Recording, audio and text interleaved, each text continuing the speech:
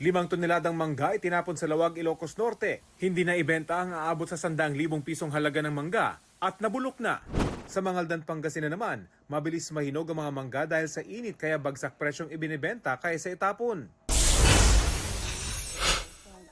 Singil ng Meralco, tumaas ng 46 centavos per kilowatt hour. Para sa pamilyang 200 kilowatt hour ang konsumo kada buwan, 92 pesos ang madaragdag sa bill. Pasay LGU, kinumpirmang walang permit ang pasilidad sa Pasay ng mga POGO worker umano ang mga pasyente.